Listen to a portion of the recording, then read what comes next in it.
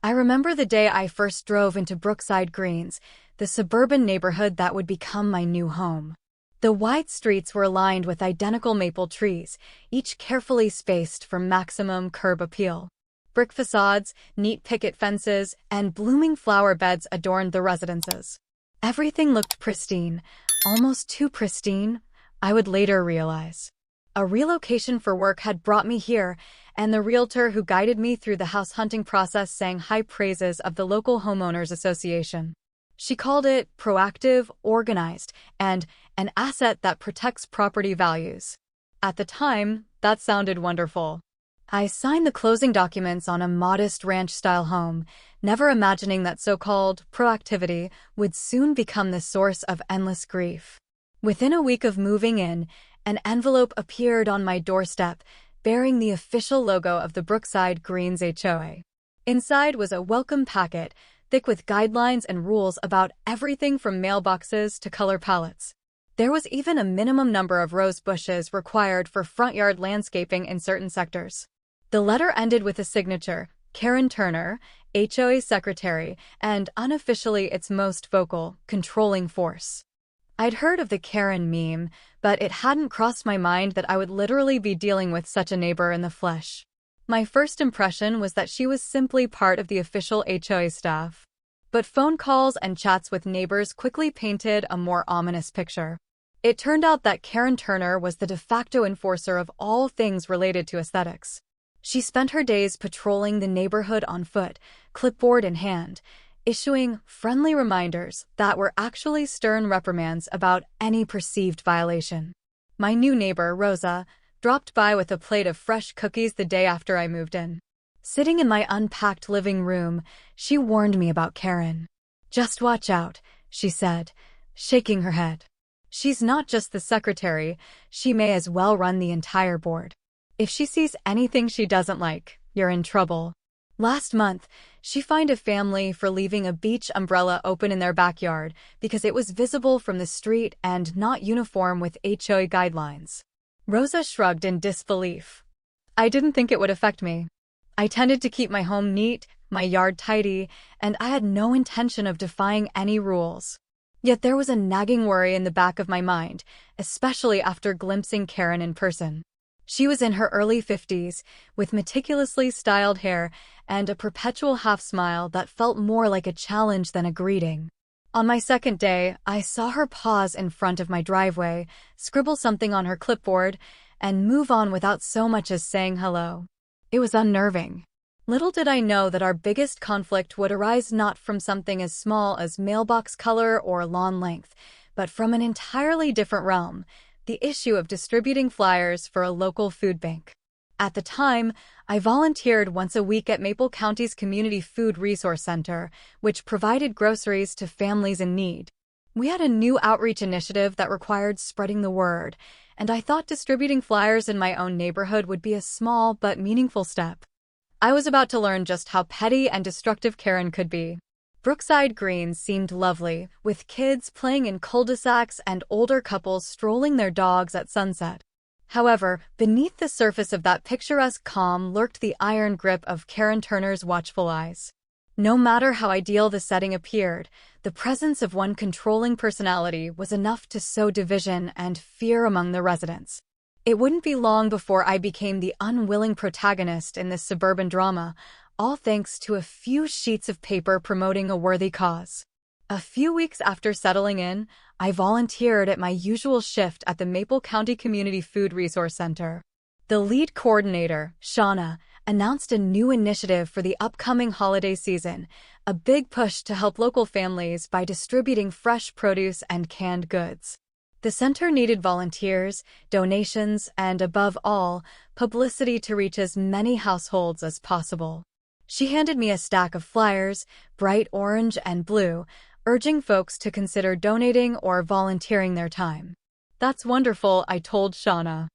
"I recently moved to Brookside Greens. There are a lot of families there, and I'm sure some people would love to help if they only knew about the opportunity." Shauna beamed. "That's exactly what we need. Would you mind putting these flyers in your neighborhood? Sometimes all it takes is one neighbor to spread the word." I agreed, picturing a straightforward plan, slip the flyers into mail slots, or tuck them discreetly on doorknobs. Perhaps I'd pin a few to the community board at the clubhouse. There was a bulletin board for announcements. I saw no harm in it. After all, it was for a charitable cause, and I had no reason to believe an HOA would forbid something that literally helped feed families in need. That evening, I walked around Brookside Greens, distributing flyers to about 24 houses near mine. I placed them carefully, making sure not to cause a mess or leave them in the yard. Most doorsteps had a mat or a small wedge where I could slide a folded flyer. Some neighbors noticed and thanked me on the spot, praising the effort. One older gentleman, Mr. Whitaker, told me he'd love to donate some canned goods since he rarely left his home these days, but wanted to help. The next day, I was at home, sipping coffee when I heard an urgent knock at my door. There stood Karen Turner, her lips pressed into a line, eyes narrowed. In her right hand, she held a bright orange flyer. "Good morning," she said, but the greeting sounded anything but friendly. "Are you responsible for handing these out?" She waved the flyer like it was incriminating evidence. I nodded slowly. "Yes, I'm volunteering at a local food bank and wanted to let neighbors know how to." She cut me off. "We have rules about distributing unsolicited materials. It's considered a nuisance, and it can litter the community. Also, some of us find it unsightly. If you have an announcement, you're supposed to follow HOA procedures, not go door to door." Her tone was patronizing, almost like she was scolding a child. I blinked, trying to maintain composure. I was careful not to litter. And it's a charity. It's endorsed by Maple County. Besides, these are just small flyers to inform people that there's a resource out there if they need it or if they want to donate. Karen raised a brow. "I don't see any official HOA stamp of approval on these flyers. Did you fill out a community distribution form or present them for review at the last board meeting?" "I didn't realize I had to submit flyers about a food bank to the board," I said in disbelief. I'd never heard of a community distribution form. She offered a cold smile. "Well, it's in the guidelines. Section 9.3.2, which states any printed materials must be pre-approved if they're handed out in the neighborhood. If you haven't done that, I'm afraid I'll have to ask you to stop." She paused to let that sink in, then added, "For now, this is just a warning. But continuing to distribute these could lead to a fine." The sting in her words was jarring. My charitable intentions had somehow become a violation in Karen's book. Shaken, I watched her stride away, leaving me uncertain about how to proceed. My initial thought was to simply comply to avoid confrontation, but something felt deeply wrong about forbidding flyers for a county-endorsed food bank. I decided I would attempt to clarify the matter. After all, an HOA couldn't truly ban information about a charitable cause, right? That same afternoon, I emailed the board's general address, explaining the flyer's purpose and that they had official endorsements from Maple County officials. I politely asked if they could place them on the community bulletin board or at least permit door-to-door distribution under some compromise. Hours passed without a response. By bedtime, I had a sinking feeling that my email was being ignored, or worse, that it had already circulated among the board members who might side with Karen. After all, she wielded immense influence. If they saw her as the guardian of community standards, they might reflexively back her up. But I refused to be intimidated. Surely once they saw it was a legitimate county resource, they'd come around. In the meantime, I had no idea that Karen was about to escalate things in a far more extreme, vindictive way, one that would shock not just me, but the entire neighborhood. 2 days later, while walking my dog, I noticed that the flyers I'd left at certain houses were conspicuously gone, far more quickly than usual. Some neighbors, like Mr. Whitaker, had told me they intended to keep them until they could call the food bank or discuss donation plans with their relatives. So it was strange to see them vanish so soon. I chalked it up to people moving them indoors or discarding them if they weren't interested. But as I ventured farther, I started seeing scraps of bright orange and blue paper littering the storm drains. Torn bits. A few leftover pieces were jammed into a communal trash can near the playground. It wasn't random litter. Someone had actively removed them. An uneasy suspicion gnawed at me. Could Karen have taken it upon herself to collect and trash them? It seemed petty, but not beyond the realm of possibility given her obsessive approach to standards. The next day, I decided to do a little test. I posted a fresh flyer on my own mailbox, securely taped so it wouldn't blow away, and one on my neighbor's mailbox across the street with their permission. Both vanished by evening, as if someone had stealthily come by to snatch them. I confronted my neighbor, Lydia, to confirm that she hadn't removed it herself. She hadn't, and she'd been inside all day. "This is so weird," Lydia said. "It's not like these flyers are harming anyone. Why would somebody remove them unless they had a personal vendetta?" Later, I found an even more damning piece of evidence. Behind the clubhouse, in the large dumpster, lay a scattered pile of partially shredded flyers, most in the same bright orange and blue. Fury flared in my chest. This had gone beyond a stern warning.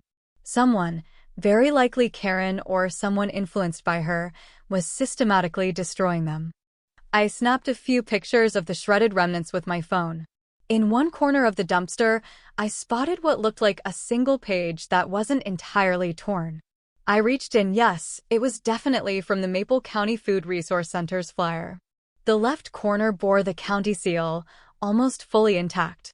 That evening, I sent another email to the HOA board, this time attaching photos of the destroyed flyers. I stated that I had reason to believe an HOA representative, or at least a resident acting under the mistaken notion they were helping the HOA, was removing property that didn't belong to them and discarding it. I reiterated my earlier request to clarify any rules. This was, after all, an official county-endorsed notice about a charitable resource, not some kind of spam or commercial ad for personal gain. Unsurprisingly, no immediate reply came. Yet, only a few hours after I sent that message, I heard a scuffle outside my house at around 10 p.m. I peeked through my blinds, and though the darkness obscured most details, I glimpsed a figure in a pale sweater rummaging through my recycling bin. The person pulled out a small stack of leftover flyers I'd previously printed and stuffed in there. Before I could flip on the porch light, they dashed off. But the silhouette, the mannerisms, it was almost certainly Karen. At that moment, any lingering doubts about her involvement evaporated. She was actively prowling around my property, rummaging through my bin to get rid of any trace of these food bank flyers. The level of obsession and hostility was frightening. The next morning, a single note appeared on my porch in an unmarked white envelope. "You have been told once already. The distribution of unapproved materials is not allowed in Brookside Greens. Continuing to violate HOA guidelines may result in fines or further actions. Consider yourself warned." No name, no signature, but the language was clear. It came from Karen or someone under her direction. The threat was implied. It was a bizarre mixture of official-sounding language and personal vendetta. Further actions. The words echoed in my mind. What did that even mean? If she was willing to sneak around at night to shred charitable flyers, how far would she go next time? My sense of comfort in my own neighborhood began to erode.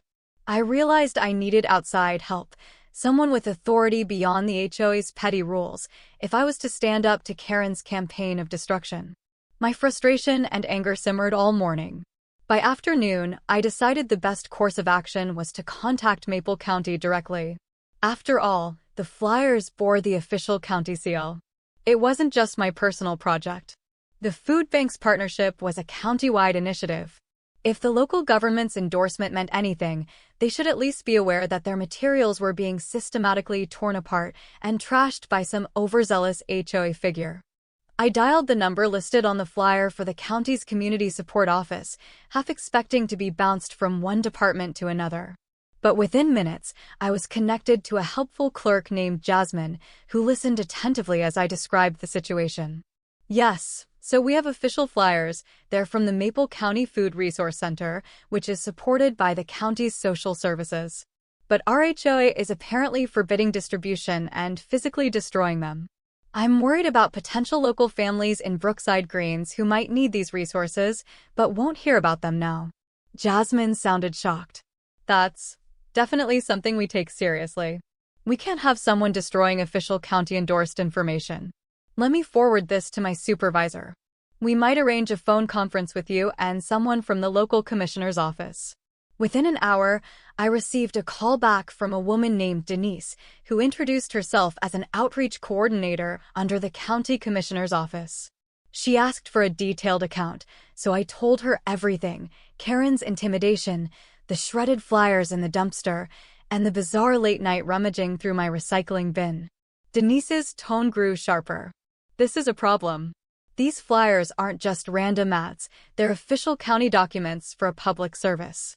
Destroying them could be considered vandalism of government materials, especially if the county had allocated funds for printing and distribution. Also, harassing you for trying to help with a charitable cause is very concerning." I felt a wave of relief. Perhaps I wasn't crazy to be upset. There was a real legal, or at least official, side to this. Denise mentioned that the county would contact the Brookside Greens HOA board directly, clarifying that these flyers were authorized, crucial to local social services, and fully permissible under county guidelines. "We'll remind them that interfering with county outreach can carry consequences," she added.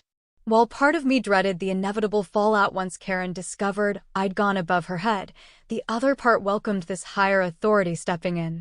Karen might bluster and threaten, but if the county stepped in with a formal notice, perhaps the HOA as a whole would rein her in. This was no longer just a matter of aesthetic preferences or neighborhood guidelines.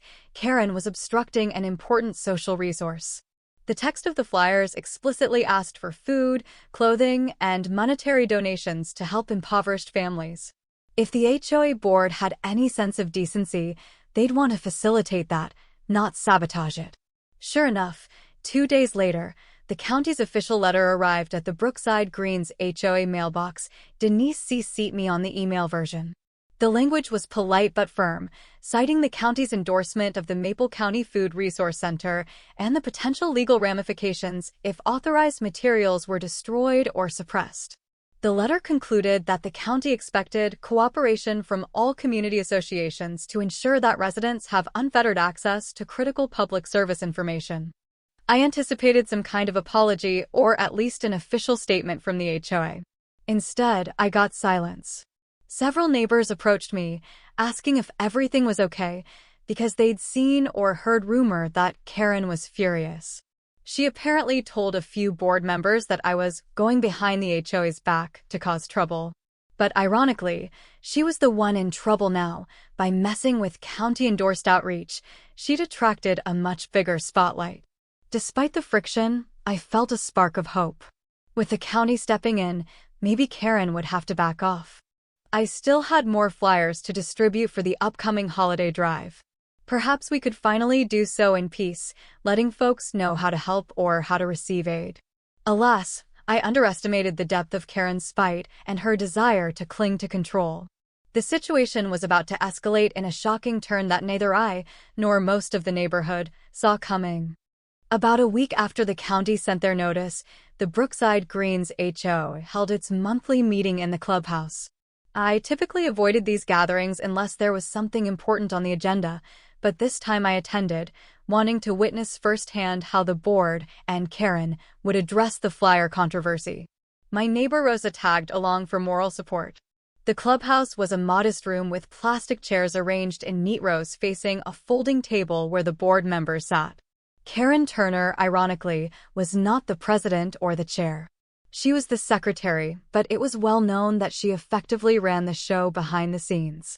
Board President Edmund Parker was a mild-mannered retiree who often let Karen's voice dominate.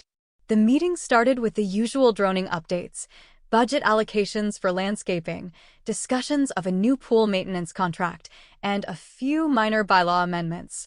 Then, a mention of new business came up and Edmund cleared his throat. "We've received a letter from Maple County regarding distribution of official flyers for the local food bank," he began, scanning the room. "It seems the county is concerned that their outreach materials were, in some cases, removed or destroyed. We want to clarify how to proceed." Before he could finish, Karen jumped in, her voice sharp. "Yes, I'd like to speak on that. The so-called county flyers are nothing more than unsolicited leaflets that clutter our pristine neighborhood. We have rules against random postings. And we were never asked for official HOA approval." Edmund tried to interject, but Karen pressed on, her voice rising. This entire fiasco came from a new resident who apparently decided to distribute these without any regard for our regulations. It's frankly disrespectful. We don't want to degrade our community appearance with bright orange pieces of paper stuck on every mailbox. Murmurs spread through the audience. Several neighbors exchanged glances, and I noticed a few folks rolling their eyes. I decided to speak up.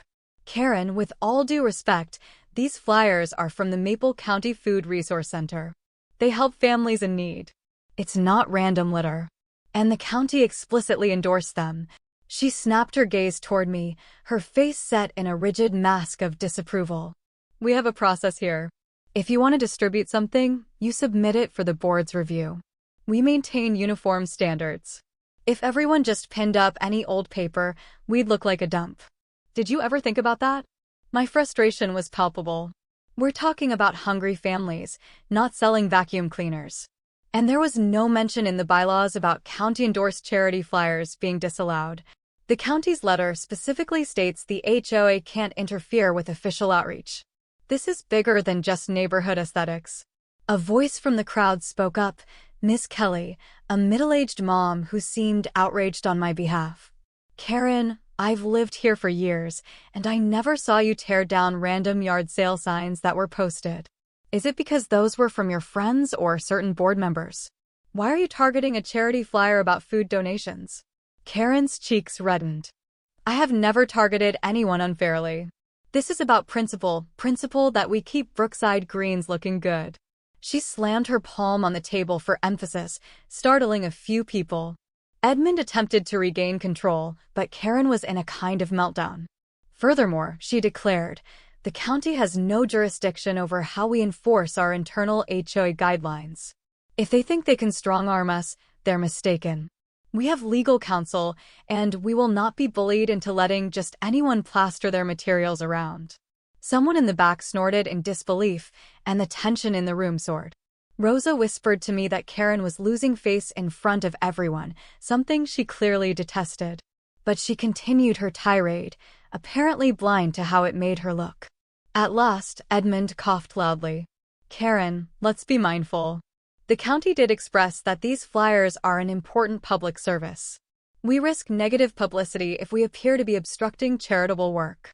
Perhaps we can find a compromise, like designating specific spots for official notices?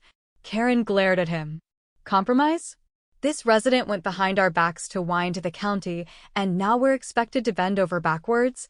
If we let them distribute these flyers, next we'll have others ignoring the rules. It's a slippery slope. A hush fell. I could see the dismay in several board members' faces. They seemed unwilling to side entirely with Karen, but also reluctant to openly defy her. As the meeting teetered on chaos, a new voice interjected, a neighbor named Mark, who was standing near the doorway. He announced that he worked for the county's Department of Social Services. All right, look, Mark said calmly. I'm telling you, if you continue removing or shredding these official county flyers, there could be legal ramifications. Federal grants fund part of the printing and distribution. It's considered official outreach. If the HOA keeps obstructing it, you might face more than just negative press. Karen's face twitched, a flash of panic in her eyes. She opened her mouth to respond, but apparently thought better of it. She folded her arms and sank back into her seat, silent and furious. The board quickly wrapped up the discussion by stating they would review the matter. Meeting adjourned. As neighbors filed out, many shook my hand or whispered supportive comments. Others wore expressions of unease, clearly worried about what Karen might do next. I left the clubhouse with a mixture of relief. Karen had publicly shown her aggression and apprehension. She wasn't backing down, not entirely. And the tension in Brookside Greens had never been higher. Over the next several days, the fallout of Karen's meltdown reverberated. Word spread rapidly among residents who hadn't attended the HOA meeting, painting a vivid portrait of her hostility toward a charitable cause.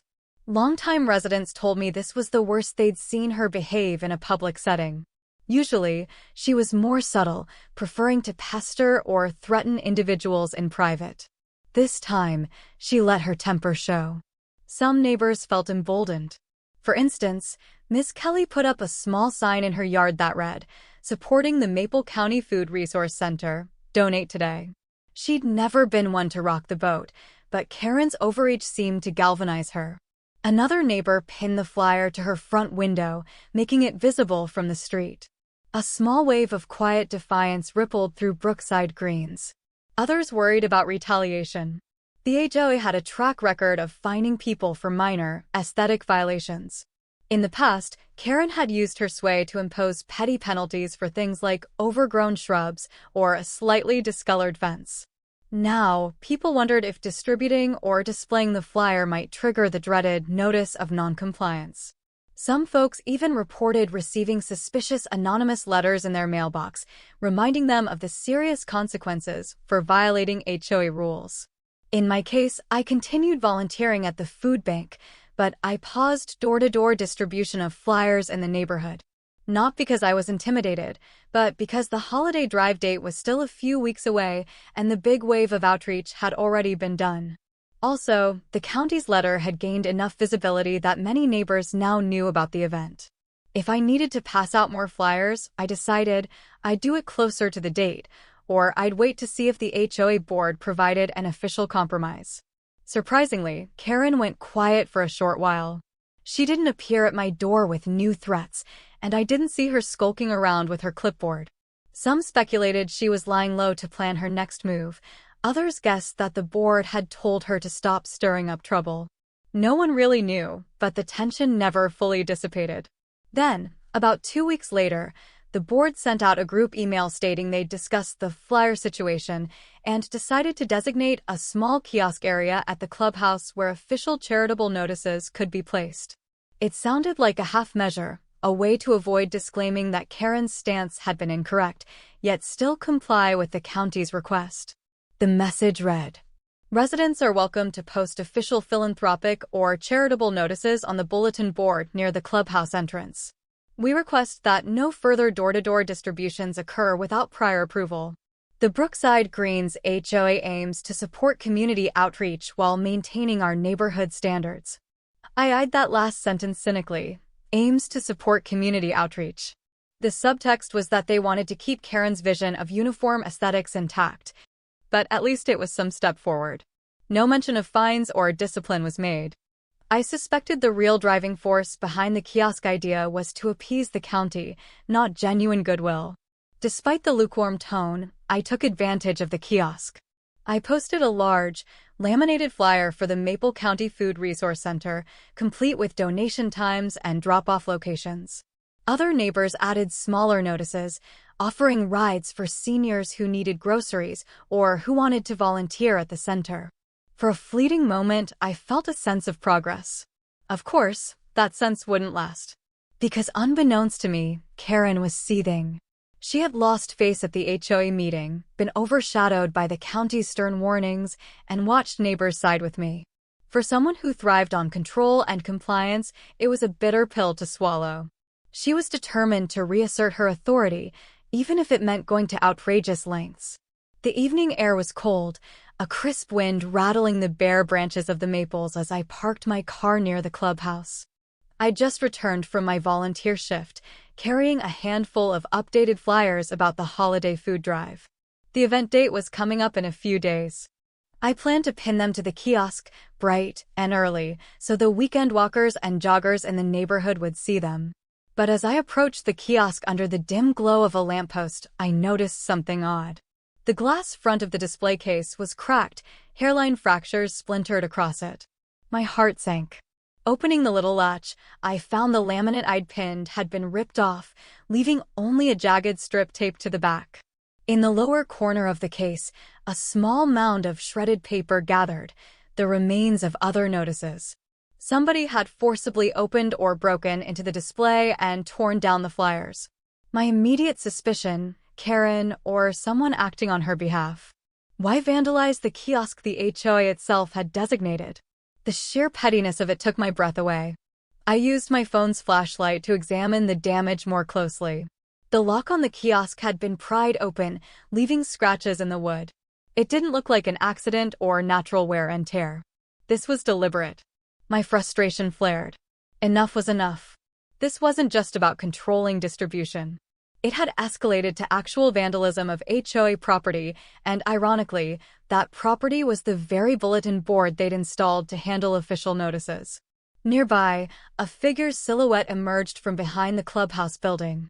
Alarmed, I spun around, shining my phone light in that direction, but they vanished into the darkness. My pulse pounded. If it truly was Karen, she'd scurried away the moment I arrived.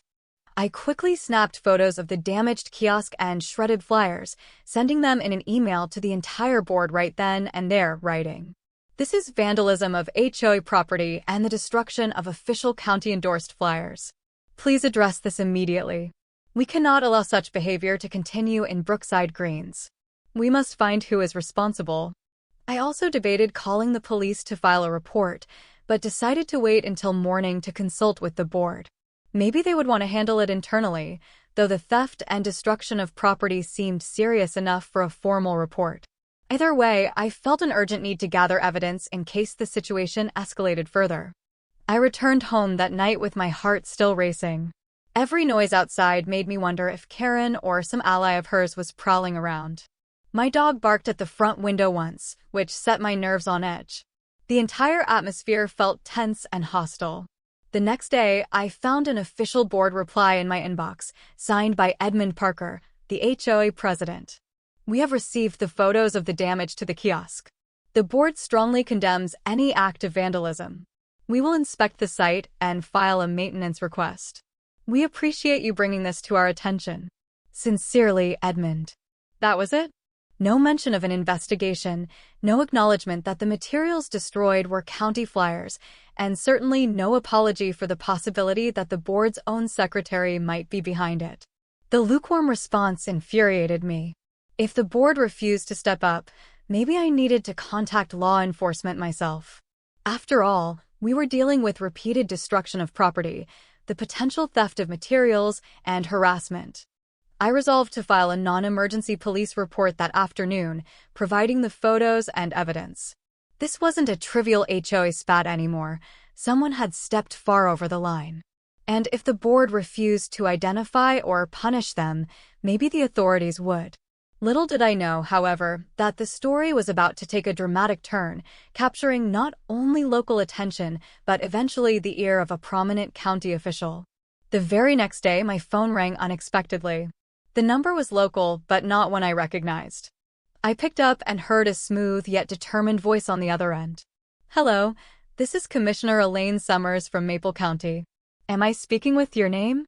Surprise flared in my chest. The commissioner? She was one of the county's top elected officials. "Yes, speaking. Good morning, Commissioner. How can I help you?" She explained that she'd become aware of the situation in Brookside Greens. Her staff had flagged multiple complaints about the destruction of county-endorsed materials. Moreover, the kiosk vandalism was a new development that suggested escalating tensions. "I'm planning to visit the neighborhood tomorrow," she said. "I'd like to see the damage firsthand, and if possible, meet with the HOA board to discuss the matter. Would you be available to accompany me?"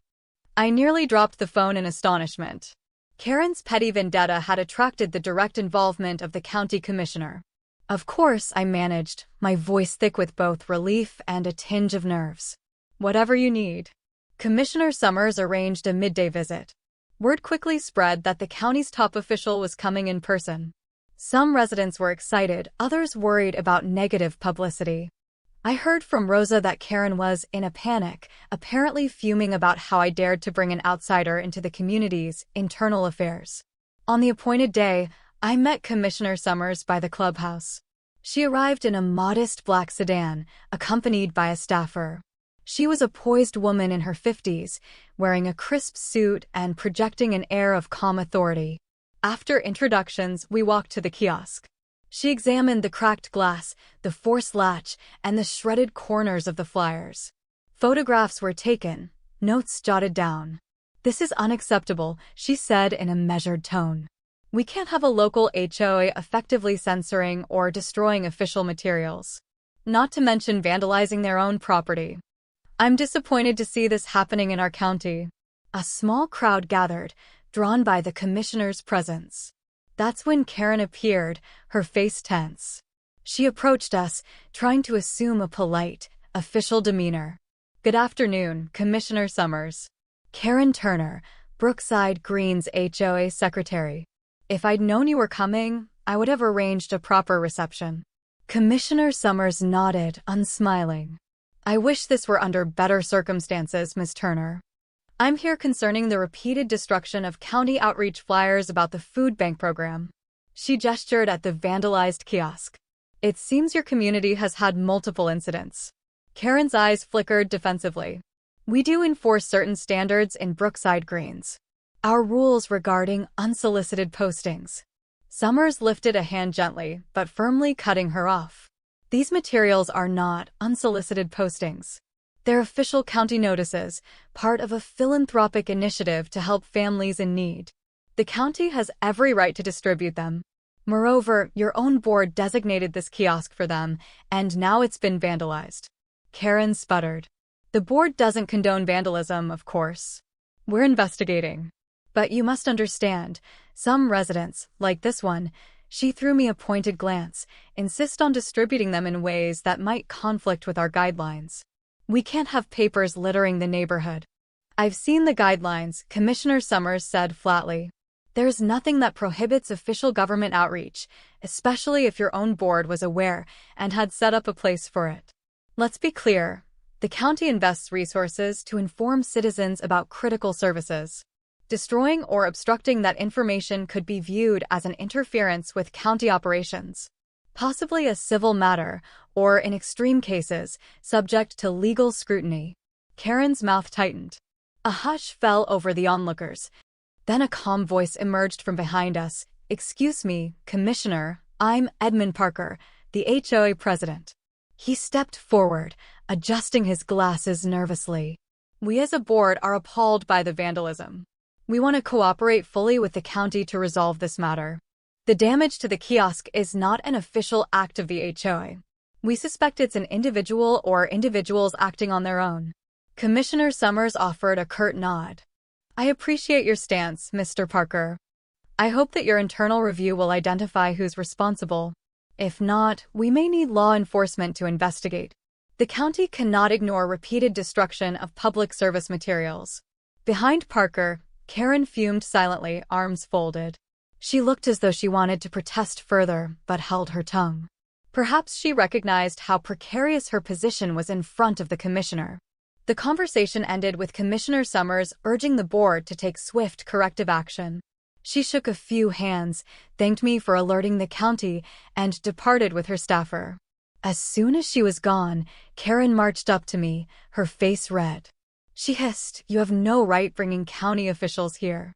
You're making the entire neighborhood look bad. This is exactly why we have internal processes, so we don't air dirty laundry to outsiders."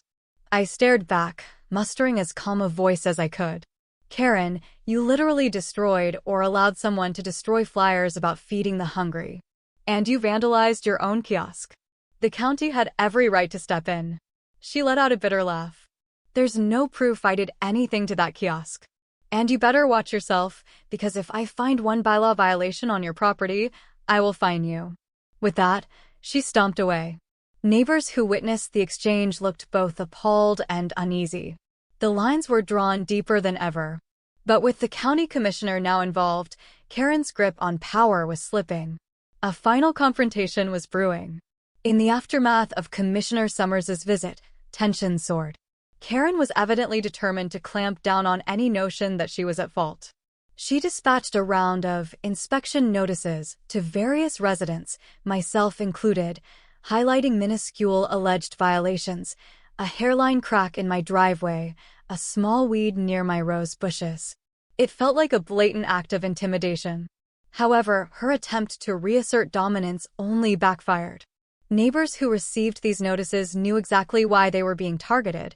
They had supported me, displayed the food bank flyer, or spoken against Karen at the last meeting. Instead of backing down, they rallied, sharing evidence of their so-called violations on social media, calling it harassment. Sensing a potential revolt, the HOA board hastily scheduled an emergency meeting. Word spread quickly around Brookside Greens that the main agenda item was recent vandalism and county concerns, but everyone knew it was effectively about Karen's conduct. I arrived early, anticipating a packed house, and I wasn't disappointed. Every seat was taken, with more residents standing along the walls. President Edmund Parker called the meeting to order, voice trembling slightly at the robust attendance. "We have serious issues to address," he began. First, the vandalism to our community kiosk, which included the destruction of charitable flyers. Second, the county's concerns about interference with official outreach. Third, the flurry of new notices and complaints that some residents feel are retaliatory. The tension in the room was palpable. Karen, seated at the table's far right, was rigid with anger. She refused to meet anyone's eyes. Edmund invited me to speak briefly, as I was the one who had made contact with the county. Though my heart pounded, I stood and calmly recounted the timeline: my volunteering, the creation of the flyers, the initial friction, and the kiosk being shattered. I even mentioned seeing a figure rummaging around at night. Though I didn't directly accuse Karen, I noted the suspicious timing. Then, Ms. Kelly and Mark each took turns describing how they believed Karen was using her position to bully residents, handing out petty violation notices. Mark pointed out that it was mighty coincidental that all these notices appeared right after the county commissioner's visit. Karen finally snapped, banging her fist on the table. "This is a witch hunt. Everyone here is acting like I'm a criminal when all I've tried to do is uphold the rules. The proper rules that keep Brookside Greens from turning into a junkyard of cluttered flyers and random signage." Murmurs of dissent rippled through the crowd. Edmund cleared his throat, turning to her. "Karen, if these flyers are from Maple County, it's not up to the HOA to destroy them. And we cannot condone retaliation against residents. The board has received numerous complaints about your actions." Karen rose from her seat, face flushed. "Retaliation? These are legitimate bylaw violations. I have pictures of overgrown shrubs and cracked driveways." She waved a folder in the air. "I do not pick favorites. I treat everyone equally if they break the rules. I'm simply doing my job." A neighbor stood up, voice trembling with frustration. "A single weed is hardly a crisis. You've never been this strict before. Now suddenly you're issuing fines like confetti. It's transparent intimidation." That triggered a clamor of agreement. People demanded accountability, questioning why Karen had so much unchecked authority. The other board members, typically quiet, finally spoke up. Maria, the treasurer, admitted she felt pressured to sign off on Karen's notices. Robert, the vice president, confessed he had reservations about Karen's methods but feared conflict. Edmund took a deep breath and addressed Karen. "We, the board, can't ignore these complaints any longer, nor can we ignore the county's admonition about the flyers. We suspect you or someone acting under your direction has engaged in vandalism or at least sanctioned it. We have to launch an internal investigation. If we find evidence linking you to these actions, the board may recommend your immediate removal as secretary." Karen went pale, then a bright shade of red. "You can't do that. I've served on this board for 5 years, ensuring property values remain high. This is how you repay me, listening to slander from new residents who don't understand our standards." Edmund's voice grew resolute. "Karen, if you're found responsible, we have no choice. If you're innocent, then the investigation will exonerate you. But the board must act. We can't risk lawsuits or a deeper county probe." Trembling with fury, Karen gathered her papers. "You're making a grave mistake," she hissed, glaring at me as though I were the architect of her downfall. Without waiting for the meeting to adjourn, she stormed out, slamming the door so hard it rattled the windows. The room remained silent for a moment, the tension so thick one could slice it.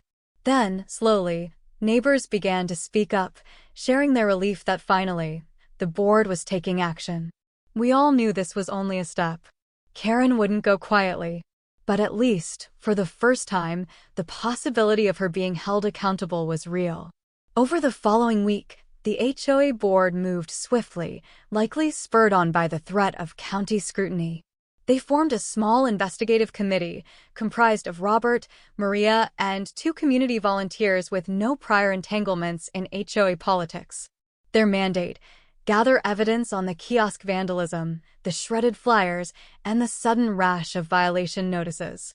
They also interviewed residents about any direct encounters with Karen's intimidation. I was called in for an interview. I provided the photos of the shredded flyers in the dumpster, the nighttime rummaging incident, and the note left at my door. Mark gave a statement about how Karen belittled him in private after the county commissioner's visit, implying she'd make an example out of those who challenged her. Ms. Kelly recounted receiving a suspicious warning letter the day after she pinned a flyer in her window. Surprisingly, a breakthrough came from an unexpected source: the clubhouse's newly installed security camera. It turned out that after repeated petty thefts, the board had approved a small surveillance system. That camera's angle included partial coverage of the kiosk area. According to Robert, the footage revealed Karen approaching the bulletin board late in the evening, just 2 days before the commissioner's visit. She carried a small crowbar-like tool, pried open the kiosk glass, and tore out the flyers. Though the footage wasn't crystal clear, her face was recognizable in certain frames. It was damning evidence. Robert confided in me that when confronted with the recording, Karen tried to deny it was her, claiming the video was too grainy. But her distinctive hair and clothing were quite apparent. Not to mention other identifying details, like her license plate captured in the parking lot, left little room for plausible deniability. A second piece of evidence surfaced regarding the shredded flyers in the dumpster from weeks earlier. A neighbor, Harriet, confessed that she had spotted Karen rummaging through that dumpster on more than one occasion. Harriet had been throwing out her recycling at the time and was too timid to confront her then. But now, seeing the community in turmoil, Harriet felt compelled to speak up. With these pieces in place, the investigative committee delivered a report to the board. They concluded that Karen had repeatedly removed and destroyed county flyers, vandalized HOA property, the kiosk, and engaged in retaliatory actions against neighbors. The report recommended immediate termination of her role as secretary and possibly other disciplinary actions, including reimbursing the HOA for the cost of repairing the kiosk. The board scheduled a special session to finalize the matter, and residents braced for a dramatic showdown. Rumor had it that Karen was threatening to sue for defamation, proclaiming her innocence. But the camera footage and multiple witness statements painted a clear picture. Everyone anticipated a fiery confrontation, though few doubted the outcome now. Meanwhile, as the board's internal procedures turned on, the Maple County Food Resource Center's holiday drive approached. Despite the chaos, the neighborhood seemed more united in charitable spirit than ever. Ms. Kelly organized a neighborhood-wide drop box for canned goods, placed in front of her home. Mark arranged a small, holiday hamper party where neighbors could bring gifts and groceries to fill boxes for struggling families. The fiasco with Karen, in an ironic twist, had spurred more empathy and determination to help others. As for me, I felt a blend of relief and trepidation.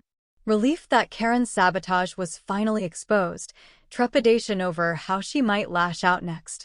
Some people with her kind of controlling personality didn't go down without a fight. But if she was about to face official punishment from the board, perhaps the storm was near its end. The special session took place on a cold Saturday morning in the clubhouse. A record crowd gathered, nearly every seat filled, with people standing in the back. Cameras were allowed this time at the suggestion of the board, hoping for transparency. Edmund Parker sat in the center with an air of solemn responsibility, and Robert and Maria flanked him. 2 community members from the investigative committee joined them at the front table. Karen arrived later than usual, wearing a stiff smile that didn't reach her eyes. She sat alone at the far side, away from the board table. Whispers flew around the room as she placed a stack of papers on her lap, presumably some self-prepared defense. Edmund cleared his throat. Thank you all for coming to this special session. We'll present the findings from the investigative committee regarding vandalism of the HOA kiosk, destruction of county-endorsed flyers, and alleged retaliatory measures. After we hear from the committee, Ms. Turner will have an opportunity to respond. Maria stood first, reading from the official report. She summarized the camera footage, Harriet's eyewitness account, and the evidence of targeted violation notices.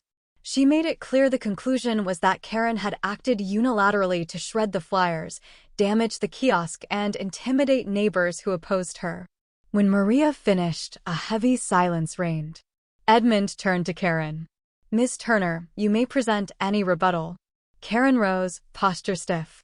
"I want to point out that the camera footage is grainy and inconclusive. Anyone with a similar hair color could have done that.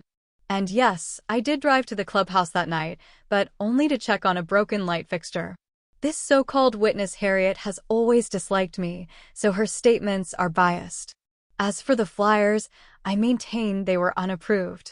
I was merely cleaning up what I believed was prohibited material." A murmur of disbelief swept through the audience. Karen forced a calm expression. "As for the alleged retaliatory notices, that's standard HOA procedure. If multiple properties are out of compliance, they receive citations. I resent the characterization that I singled people out." Maria looked pained, shaking her head. Edmund exhaled, glancing at Robert. "We have additional frames from the camera, Ms. Turner, where you're seen wielding something to pry open the kiosk. The license plate is also quite visible. Can you explain that?" Karen's face tightened. "I told you I was trying to fix a jammed door. Maybe it looked like I was prying it. And I removed the flyers because they were not properly posted inside the kiosk.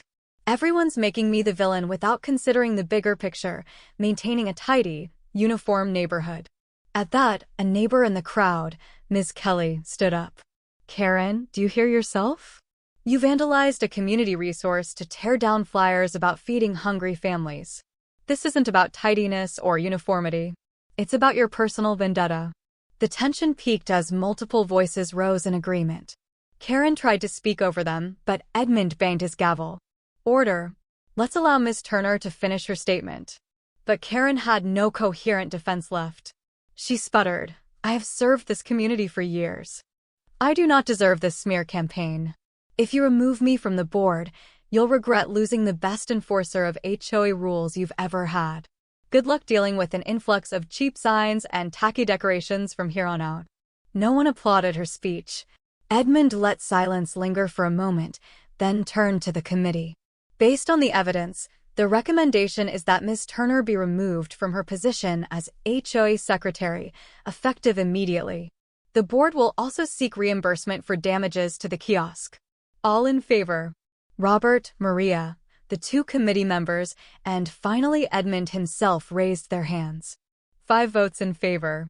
None opposed. Karen gasped, face turning white, then red. She stared daggers at everyone, as though memorizing each who had betrayed her. Without another word, she grabbed her stack of papers and stormed out. The door slammed behind her, echoing in the hall. A hush descended, and then a spontaneous round of applause erupted. Neighbors clapped, some with tears in their eyes, relieved that justice was done. Edmund looked both exhausted and relieved, acknowledging the crowd. "As of this moment," he said, "Karen Turner is no longer on the HOA board. We apologize to everyone who was impacted by her actions. Moving forward, we intend to ensure a more balanced, fair approach to enforcement of community rules." The meeting ended on that cathartic note. Residents poured into the aisles, discussing how they never thought they'd see the day Karen was dethroned. Miss Kelly and Mark congratulated me for standing my ground. Rosa hugged me, tears in her eyes, saying, "This neighborhood can finally breathe." In the days that followed Karen's removal, Brookside Greens felt lighter. The board rescinded several of the petty violation notices, apologizing for the undue stress. They replaced the kiosk's broken glass and posted a large sign reading, "All official county and charitable notices welcome." People began to use the kiosk more freely, sharing not just the Maple County Food Resource Center flyers, but also announcements for toy drives, local charity runs, and church rummage sales. A sense of community spirit blossomed in a way I hadn't witnessed since moving here. Meanwhile, the Food Resource Center's holiday drive arrived. With the fiasco behind us, neighbors turned out in force. Ms. Kelly's donation box overflowed with canned goods. Rosa organized a group of teens to load everything into a truck bound for the food bank. Mark set up a small potluck event outside his garage to celebrate the generosity. The Maple County staff, including Commissioner Summers, heard about the results and praised Brookside Greens as an example of civic-minded unity. Ironically, Karen's attempts to bury the flyers had only sparked greater compassion. As for Karen, she kept a low profile. She still owned her house, so she couldn't be ousted from the neighborhood entirely. But her influence was shattered. Rumors circulated that she threatened to sue the board for wrongful termination, but no lawsuit ever materialized. Possibly because the evidence was overwhelming and the county's threat of legal action loomed if she continued interfering with official outreach. Occasionally, I'd catch a glimpse of her, peering through her curtains or hurrying to her car without greeting anyone. The swagger and self-importance she once flaunted were gone. Some wondered if she might eventually move away. But for now, she remained in Brookside Greens, no longer in a position of power, quietly facing the consequences of her misdeeds. And so it was that the conflict over those bright orange and blue flyers ended in a kind of poetic justice. Karen Turner, the embodiment of an overbearing HOA Karen, had tried to shred and destroy messages of hope meant for families in need, only to see her own authority shredded and her standing in the neighborhood destroyed. In the end, her punishment was fitting: complete loss of her HOA role, reimbursement for vandalism, and universal scorn from once intimidated residents who no longer feared her. The holiday season closed on a high note. The local food bank reported record donations from Brookside Greens. Families struggling with hunger found relief, and volunteers from our community pitched in to deliver boxes of groceries. The commissioners singled us out as an example that, even with adversity, a neighborhood could come together for the greater good. At last, the worry that had dogged me, fear of retaliation, annoyance over pettiness, dissipated. I could finally enjoy my home, chat with neighbors on the sidewalk, and remain active in local charity without dread of malicious interference. The words of Ms. Kelly lingered in my mind. Sometimes it takes a storm to clear the air. Indeed, the storm named Karen Turner had passed, leaving a stronger, kinder Brookside Greens behind. Epilogue: Karen's punishment. In accordance with the investigative committee's recommendation and the board's unanimous vote, Karen Turner was removed from her position as HOA secretary immediately, stripping her of any voting power or authority within the association. Find the cost of repairs to the vandalized kiosk, both the glass replacement and the lock mechanism, plus any administrative fees. Banned from holding any HOA board position or committee role for a minimum of 5 years, pending any future bylaw revisions or appeals, which the board strongly indicated they would not grant. Though she remained a resident, Karen had lost her platform to harass neighbors. She tried to protest the fines, but with photographic and video evidence, plus witness statements, she had no credible defense. The board reported that she eventually paid the restitution quietly, hoping to avoid further legal trouble or negative press. Her reputation in Brookside Greens was effectively ruined, ensuring few would heed her complaints in the future. As the community embraced a more open, caring spirit, eager to help those in need, whether inside or outside our neighborhood, the memory of Karen's tyranny gradually faded. Yet the lesson endured. No one, not even a Karen with a clipboard and a vendetta, could stand in the way of genuine goodwill and civic responsibility when neighbors banded together in the name of compassion.